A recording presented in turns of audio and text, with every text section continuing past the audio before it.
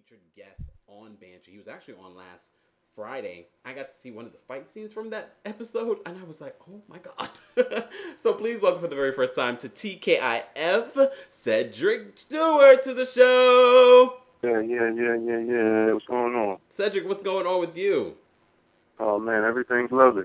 We Everything's lovely. we appreciate you taking the time out on a Friday night to be here with us. Well, you're pretty important out here. Oh, You know? really? Oh yeah, I heard about the way you tweeted your way in the Oprah's world recently. You're doing some big things out here.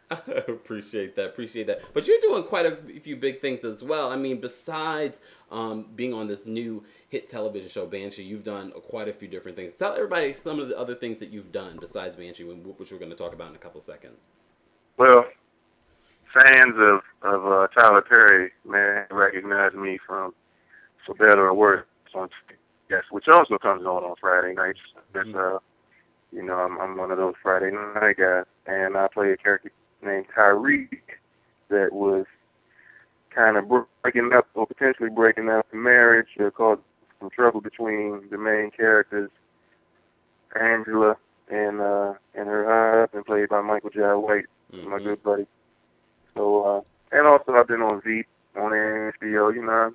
HBO is very familiar with me, but yeah, I've been around. You've been around. You've been doing your things. You know the big thing, and that's part of the reason why I love to have Black Hollywood here on the show is because you don't see a lot of black actors on television. We're not really represented a lot, especially when it comes to being like a mixed cast of characters. And you've been slowly but surely been doing that. Banshee. Can you tell everybody a little bit about what is the show Banshee about? So the show Banshee is about a gentleman by the name of, well, he becomes Lucas Hood. And Lucas Hood is a new sheriff for the town of Banshee. Mm-hmm. And the individual that takes on the identity is a former thief. And he comes into the town looking for something other than a job. And he finds all that and more. And he gets himself into a lot of trouble every Friday night. And then you've landed a role on there as well. Yeah, I've been a part of that trouble, quite a bit of it, as a matter of fact.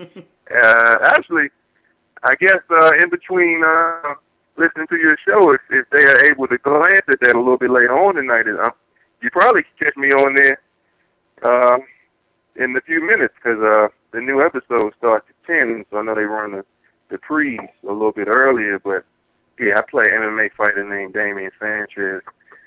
I come into town, it's supposed to be a big fight.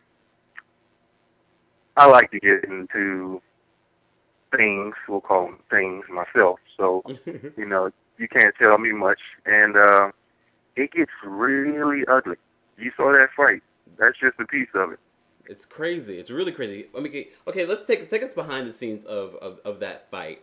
Was there a lot of preparation and orchestration in that fight? Because it was pretty brutal. Yeah. Kind of hurt, too. I won't lie to you. Did you hurt yourself during that? Oh, man. The bottle, it cut me in the head. That bottle, I mean, it wasn't, but yeah, I got a little cut from the bottle when I got hit over the head with the bottle. Wow. There's some other things that happened. I won't really get into those. But, yeah, the fight itself took 2 days to shoot. How many days? Oh, no, that's 2. But that's like an abridged, that's like a rush schedule. It usually takes longer, okay? We just knocked it out because there was some time issues and we had to kind of condense things. The preparation for that fight took a couple of weeks. Wow. So we're talking at least 7 to 10 days, just going through the motions, making sure everything is right, because you don't want anybody to get seriously injured, It seems like you got seriously injured. I mean, I know it's all, I know it's all for television, but I can't even imagine some of the magic tricks of Hollywood for them to create that scene in the new episode of Banshee. Can you take us behind that? Like, what kind of preparation can you do for something like that? He twists your arm behind your back. Well, I'm sure that's not really your arm when he twists it back up. Well, that was my arm. Yeah.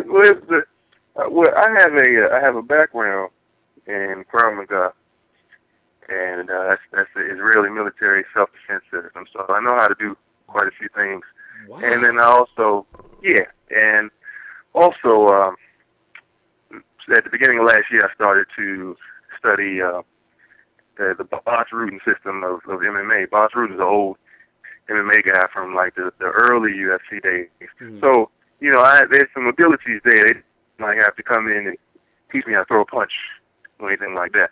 Mm-hmm. But the dance of that orchestrated fight is a whole nother animal. So we went through that for quite a long time. I had a stunt double. We both had stunt doubles, but I'm about to ask. uh, they really came in when we got tired. Guys really put their hearts into the work, and we did a lot of that stuff on our own. Wow. So will we see you on more episodes of Banshee? Well, funny that you ask.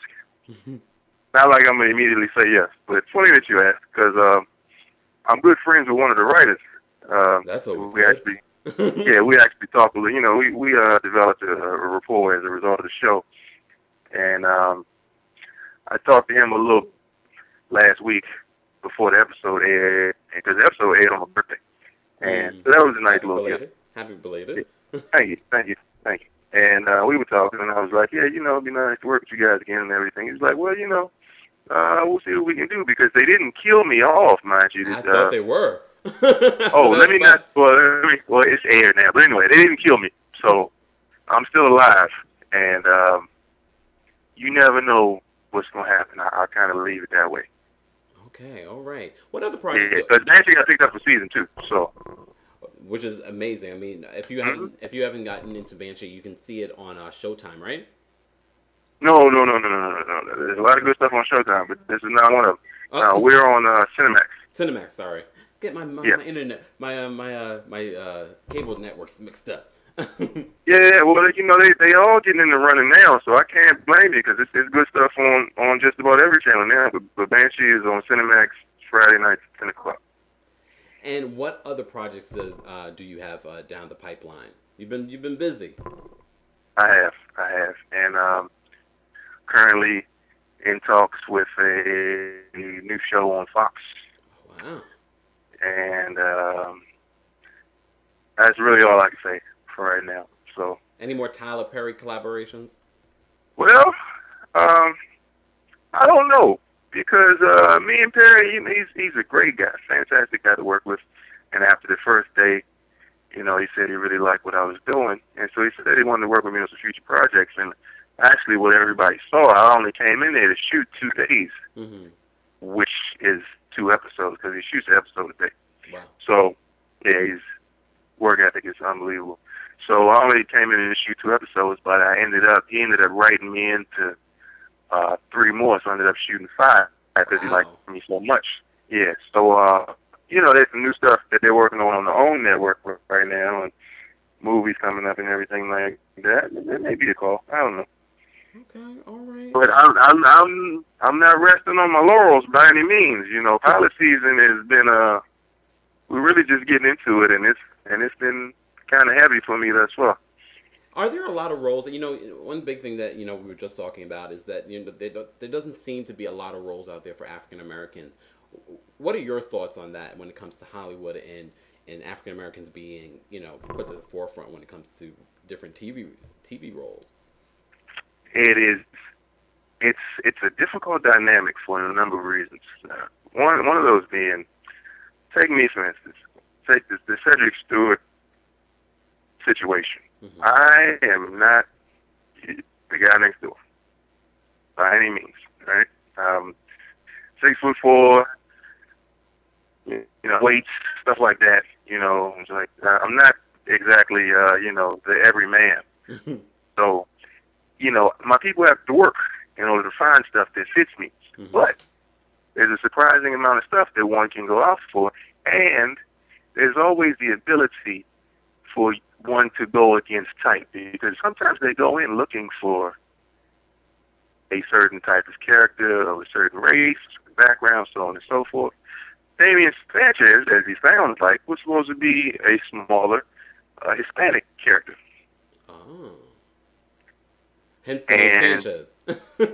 yeah, exactly. And so you go in the room and you meet with these people and you show them, this is how I think that this person comes to life. And you change their minds and you open up eyes. Now, the industry as a whole, we're seeing more people of color gravitate to the small screen. Don Cheadle, Megan Good, Kerry Washington, we're seeing these things happen now. And some people say because there's not enough stuff to go around at movie roles, they say a lot of stuff.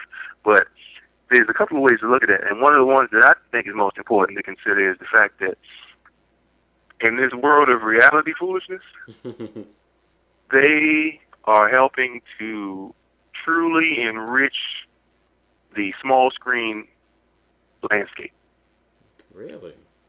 And, I mean, yeah, you're starting to see more and more slowly. Obviously, the ratio is not, it's not 50-50, anything like that. But the numbers are increasing, and the landscape is changing. And I think it's a change for the better compared to all of the lack thereof things that we've been seeing. The industry is changing. It really is. And you're getting a lot more independent stuff that's catching fire.